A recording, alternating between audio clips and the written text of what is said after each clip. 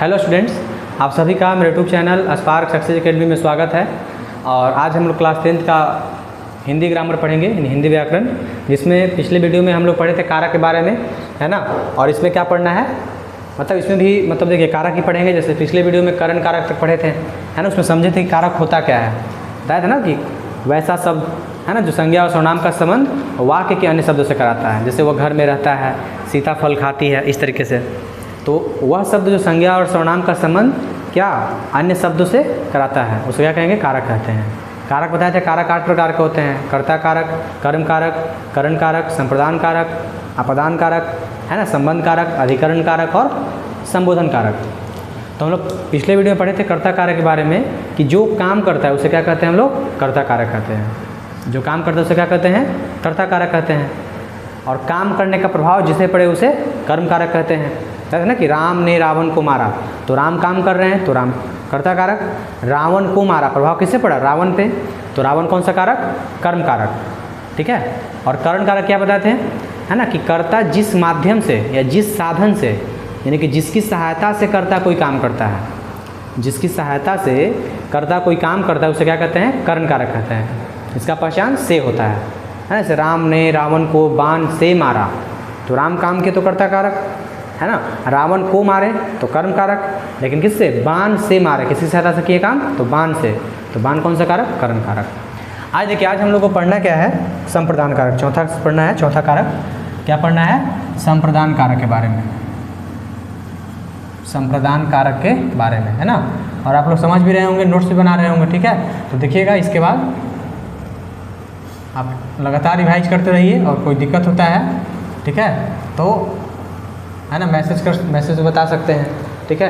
देखिए, इसमें संप्रदान कारक कहता क्या है कि वैसा कारक, है ना, यह कह सकते हैं कि कर्ता जिसके लिए, कर्ता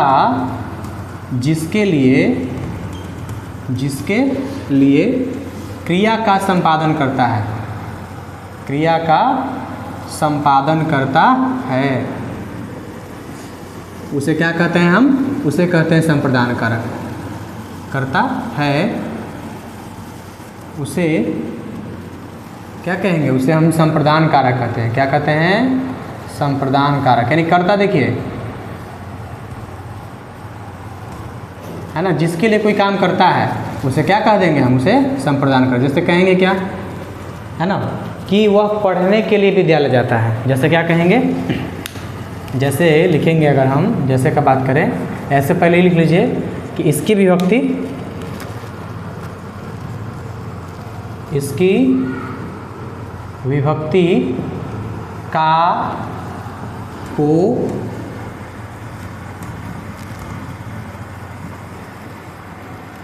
को के लिए होता है ना।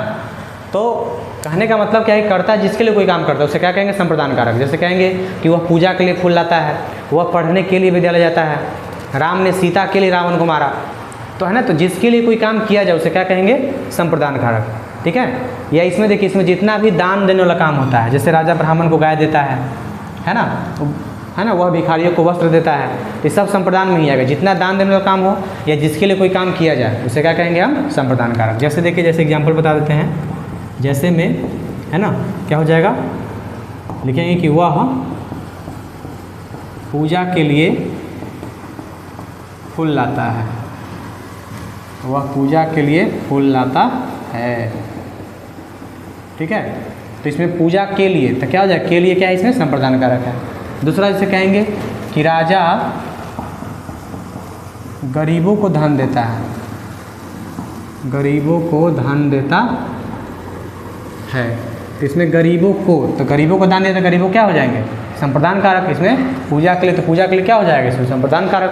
तो जिसके लिए कोई काम किया जाए, है ना, जिसे कोई दान दिया जाए, है ना, जिसे कोई कुछ वस्तु दे रहा है, तो उसमें संप्रदान कारक। समझ गए, है ना। इसका विभक्ति का को के लिए, ठीक है। अब देखिए पांचवा हम लोग को जो पढ़ना है उसका नाम है आपादान कारक, आपादान कारक।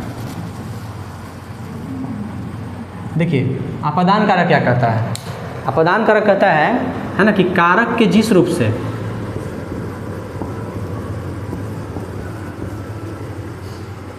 कारक के जिस रूप से वियोग यानी कि अलगाव का बोध हो, वियोग यानी कि अलगाव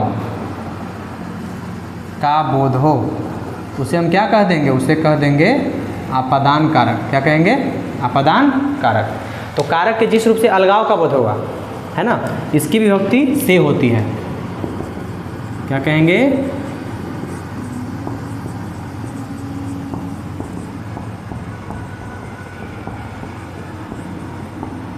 से होती है। ठीक है, यानी कि देखिए जिस कारक से अलगाव का बोध हो, जैसे दो चीज़ जब अलग हो रहे हैं, जैसे कहेंगे गंगा हिमालय से निकलती है तो गंगा हिमालय से अलग हो रही है, वह पेड़ से गिर गया तो पेड़ से अलग हो गया, है ना, घुड़सवार घोड़ा से गिर गया तो घोड़ा से अलग हो गया, पेड़ से पत्ते गिरते हैं तो पेड़ से पत्ते अलग हो गए। तो जिससे अलगाव का बोध होगा, जैसे वह घर से पटना गया तो घर से पटना गया तो घर से उसका अलगाव हो गया, समझ रहे ना।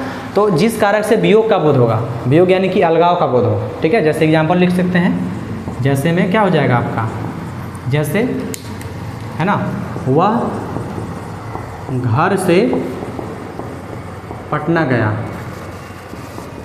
पटना गया, तो देखिए घर से अलगाव हो रहा है ना, तो अपादान कारक। दूसरा लिख सकते हैं, है ना, कि वृक्ष से पत्ते गिरते हैं, वृक्ष से पत्ते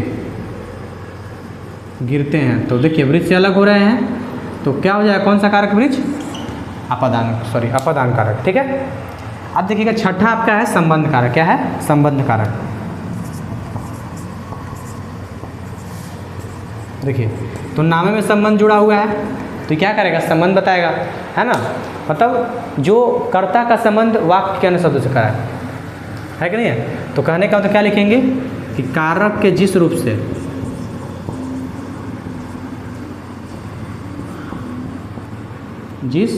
से कर्ता का संबंध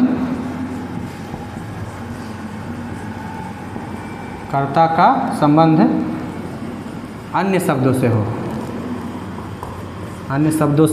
हो, उसे क्या कहेंगे? हम संबंध कारक कहेंगे। जैसे क्या है? जैसे कि देखिए पहला बात किसके विभक्ति बात करेंगे तो इसका विभक्ति बहुत होता है, का, को, की, रा, रे, री, ना, ने, नी सब है, यानी जिससे संबंध का बोध हो जाए। जैसे इसकी विभक्ति है ना, का, को, के, की आदि होता है।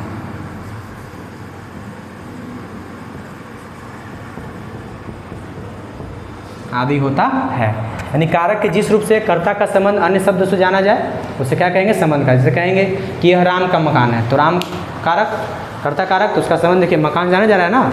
जैसे कहेंगे जैसे यह राम का मकान है तो राम और मकान के बीच में संबंध है, तो राम कौन से कारक? संबंध कारक। ठीक है। जैसे कहेंगे बिहार के मुख्यमंत्री श्री नीतीश कुमार हैं तो मुख्यमंत्री और बिहार में क्या है? संबंध है, तो बिहार के, तो क्या हो जाएगा? बिहार संबंध कारक हो जाएगा। ठीक है। तो इसका संबंध का को, माने इसका पहचान का को की होता है, जिससे संबंध का बोध हो। कहेंगे वह उसका भाई है, वह आपकी किताब है ना। भारत के प्रधानमंत्री श्री नरेंद्र मोदी हैं, तो सब क्या है? भारत के प्रधानमंत्री हैं, तो भारत से संबंध है उनका, तो क्या हो जाएगा? संबंध कारक। समझ गए? इस तरीके से।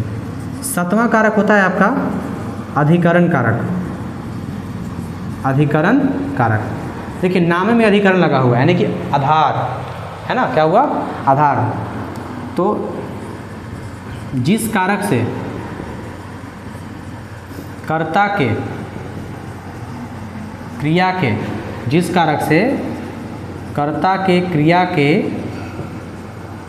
आधार का बोध होता है, किसका बोध होता है? आधार का बोध होता है, आधार का बोध होता है, उसे क्या कहते हैं? उसे अधिकरण कारक कहते हैं। क्या कहते हैं? उसे अधिकरण कारक कहते हैं। इसकी विभक्ति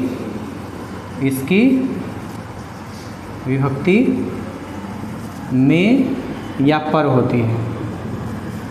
इसका विभक्ति क्या हो जाएगा? में या पर, यानी जिस कारक से कर्ता के क्रिया के आधार का बोध हो, कर्ता के क्रिया के आधार का बोध हो,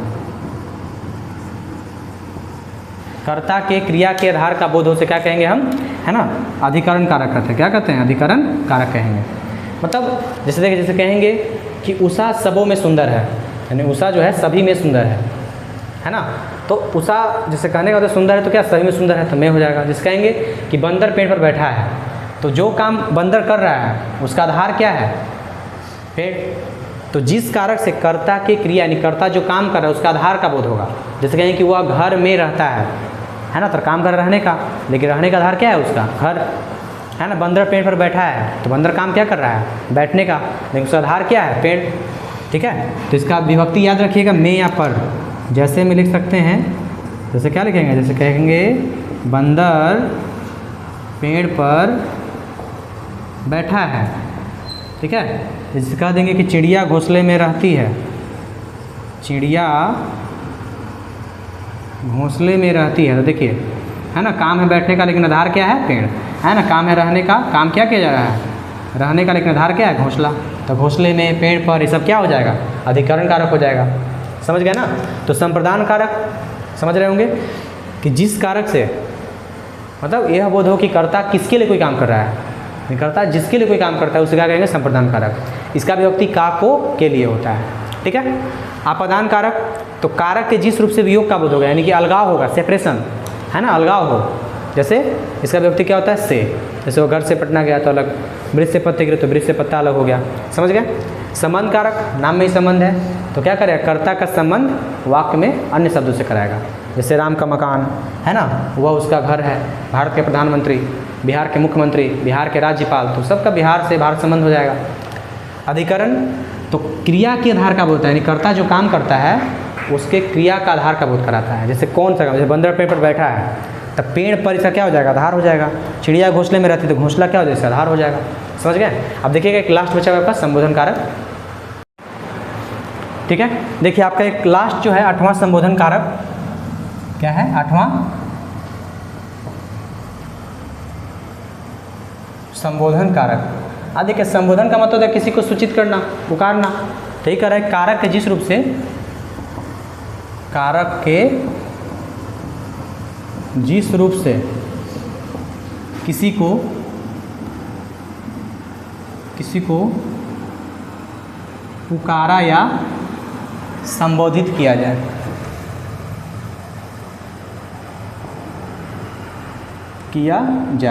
तो कारक के जिस रूप से किसी को पुकारा या संबोधित किया जाए उसे क्या कहेंगे हम? संबोधन कारक।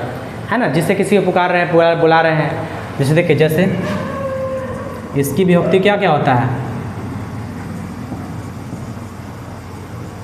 इसकी विभक्ति है ना, हे, अहो, अबे, है ना, जितना जो भाषा यूज करते हैं सब आता है। हे, अहो, अबे, अरे, अजी आदि। ठीक है, जितना जो यूज कर रहे हैं सब होता है जिस भाषा में। तो जिससे किसी को पुकारा है, बुलाया जाए। जैसे एग्जाम्पल में, हे भगवान इसकी रक्षा करो, है ना, अरे कहाँ जा रहा है ना, भाई इधर सुन, ये सब, है ना, इस तरीके से। तो कहने का मतलब है कि संबोधन कारक क्या है? जिससे किसी को पुकारा या संबोधित किया जाए उसे क्या कहेंगे हम? संबोधन कारक। इसकी विभक्ति हे, अहो, अबे, अरे, अजी। ठीक है, ये सब आता है। समझ गए ना? ठीक है, इस तरीके से समझ गए। तो इस तरीके से अब कारक इतना ही 8 प्रकार का समझ गए। कर्ता कारक, कर्म कारक, करण कारक, संप्रदान कारक, है ना, आपादान कारक, अधिकरण कारक, संबोधन कारक हो ही गया होगा, समझ में आ रहा होगा। ठीक है, तो आप इसका नोट्स बना लीजिए। ठीक है, और आपको अगले दिन कारक में आपको अगला वीडियो आपको मतलब कारक तो खत्म हो गया, लेकिन व्याकरण में जो आपका अगला टॉपिक है वो आपको अगले वीडियो में समझाया जाएगा। ठीक है।